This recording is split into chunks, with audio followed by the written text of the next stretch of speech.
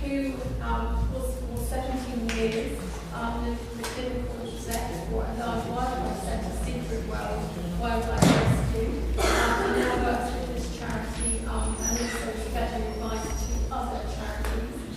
Liz's main interest is the welfare of British wildlife, presented to wildlife centres for rehabilitation and release. And this is a very active member of the British Veterinary Association and its special stewardship. And Liz is going to be speaking to us about misdirected human interventions. Thank you, Liz. Thanks, Carol. Thanks very much, Pete, and the rest of the committee for inviting me to speak today. This is going to be the least scientific talk of the day, and I'm not even going to fulfil Carl's request that I have multiple species in here, so you can no reptiles and amphibians, I'm afraid. My talk is called Misdirected Human Interventions. I've already talked about some of those. One of my bugbears is what Carl talked about, low-grade study that falls outside of ASPA. There are also issues like tourism and conservation tourism, which my colleagues have also spoken about. So I'm actually going to concentrate on much more simple things, feeding animals, wildlife rehabilitation, which are the things I probably also know the most about. So despite all the bad things we've heard today about the British public, or the public internationally in wildlife, generally the public really like wildlife. We want to look after it, we want to rescue it when we see that it's in distress, we want to educate our children about it, and we want to educate the wider public through TV and media that wildlife's great and we want to look after it. And whoever you are, and this is late Terry Pratchett, wildlife gives us a huge amount of pleasure. And people, because they want to come into contact with wildlife, one of the things they might do is actually feed wildlife in their gardens.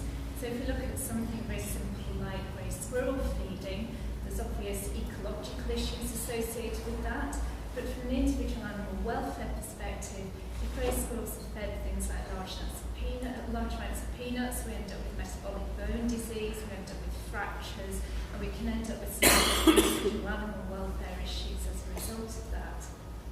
More commonly, people feed birds in their garden, and a whole industry has obviously grown up around this.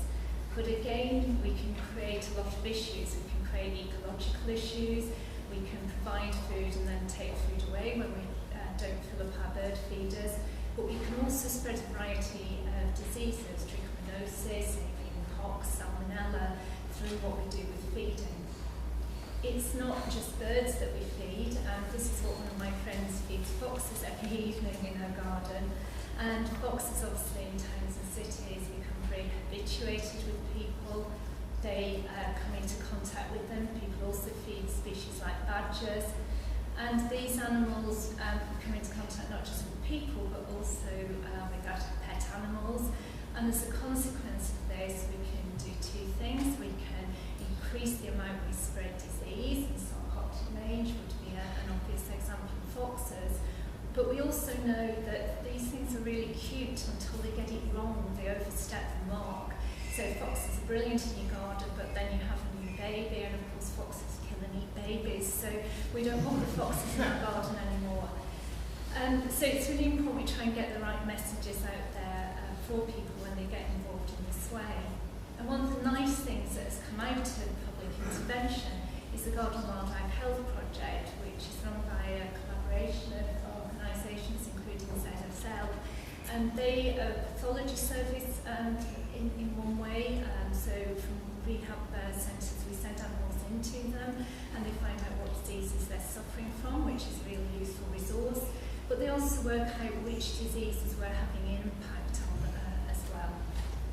Of course, when people feed animals in their garden and they drive around the countryside, they go out for a walk on a Sunday, they come across animals that have been injured, have been run over, have got caught up in rubbish.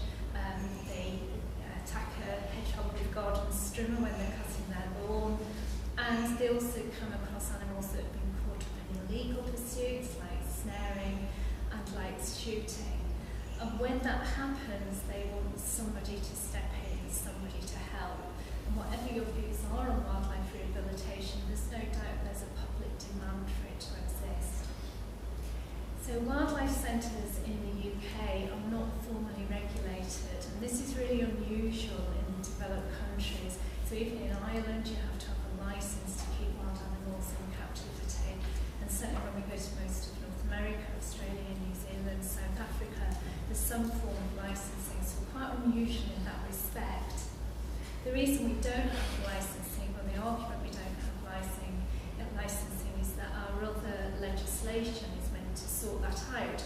So we have quite a robust animal welfare act, and also we have a veterinary surgeons act, which should limit who treats wildlife. But there are certainly some issues perhaps with the situation we have at the moment, where any of you tomorrow could set up a hedgehog rescue centre, and that would absolutely be legally okay. What sorts of things do we see coming into wildlife centres? Well, about 2/3 of what we see are birds, and about half of those are juvenile birds. So blackbirds, pigeons, collared doves are our most common species. We also see large numbers of orphaned, in inverted commas, or abandoned mammals. And we see some animals that are actually sick and that we can successfully treat. So hedgehogs are our most common mammalian species, and particularly we see a lot of juvenile hedgehogs with disease conditions which are very treatable for us. We also see some species that shouldn't come into us in the first place, and the common ones are ones that mum would naturally leave, so young hares, young ducklings, young deer fawns, and a lot of these are brought in by the general public when they probably shouldn't come to us in the first place. And we also see some animals that are really at the end of their natural lifespan, either as a result of acute trauma or as a result of natural disease. So what are the benefits of wildlife rehabilitation? Well, the greatest one is probably just treating acute trauma, particularly anthropogenic trauma, and I think that's probably those of us who do this work, that's at the top of our list. But there's also a really big educational value to it, and when you speak to wildlife rehabilitators internationally, that's always the second reason they put. And education can be of children, it can be of other professionals, or people within the wildlife rehabilitation industry itself. But there are some welfare aspects attached to what we do, and the first welfare aspect is really at admission. So an example here of a deer stuck in a fence, this is actually in Edinburgh, and what we're going to do with that, are we going to euthanize that animal in situ, which if we had a crystal ball is exactly what we would do, because we ended up that animal was euthanized several hours later. Are we going to get it out there? How are we going to get it out? Are we going to sedate it? Are we going to cover its head? Are we going to cut those railings? What are we going to do? So there's a lot of welfare issues immediately arise there.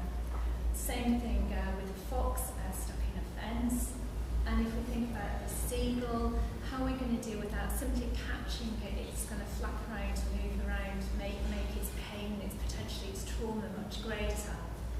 And I think a lot of us might have done this, but you go to pick up an animal that you think has been hit by a car, and it gets up and it runs onto the next car. So even something that simple, we can potentially cause a lot more damage with. During captivity, there's a lot of issues for us to think about. We need to think about correct housing for the animal so it's not stressed, it's not causing itself more damage whilst it's in captivity.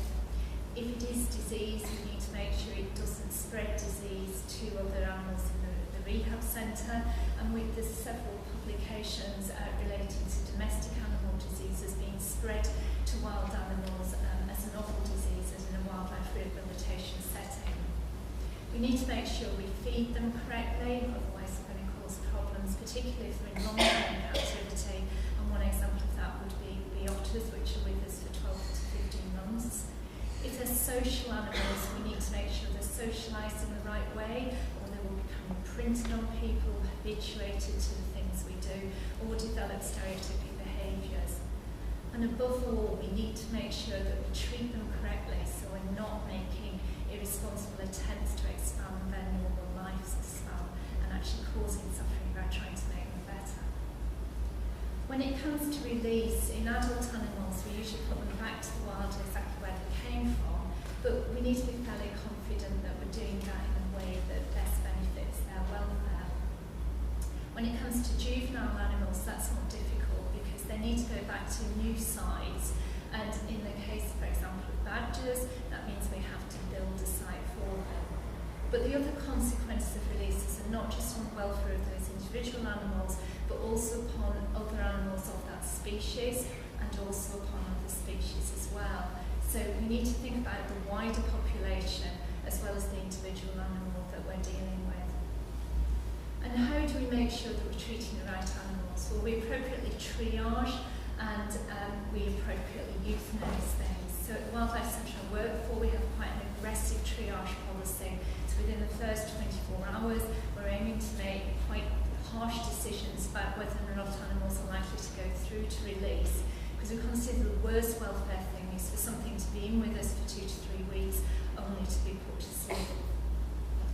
When animals are with us, we try and treat them appropriately, and that might be reasonably straightforward in the case of this methaldehyde toxicity in a badger cub, or it might be more involved veterinary medicine. If we're going to use more involved veterinary medicine, we need to do it very carefully and very appropriately.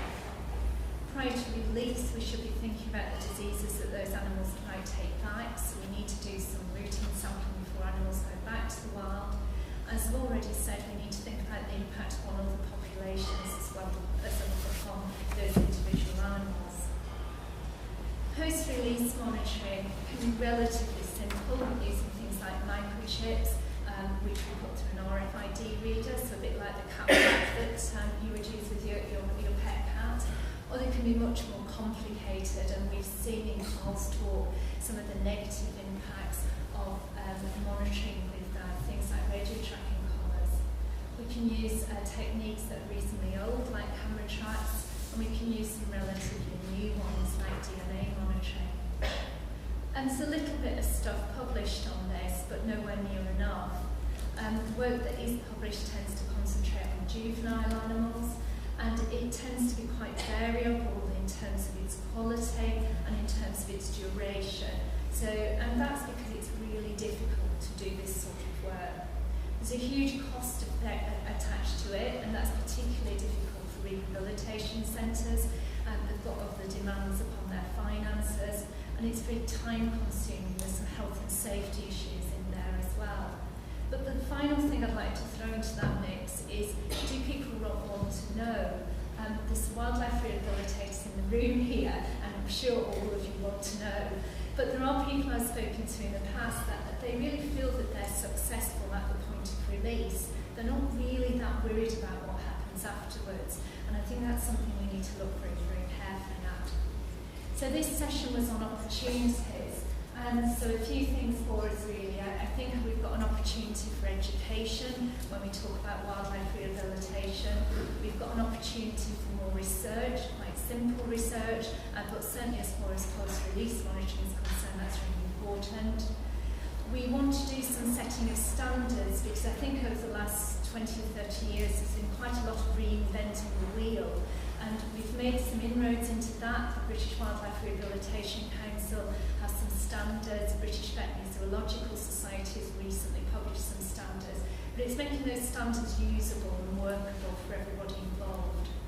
And I suppose the final one we have to mention a little bit is, would regulation be a good thing? My personal view is that self-regulation is a better one, but we are unusual in that this practice is very unregulated.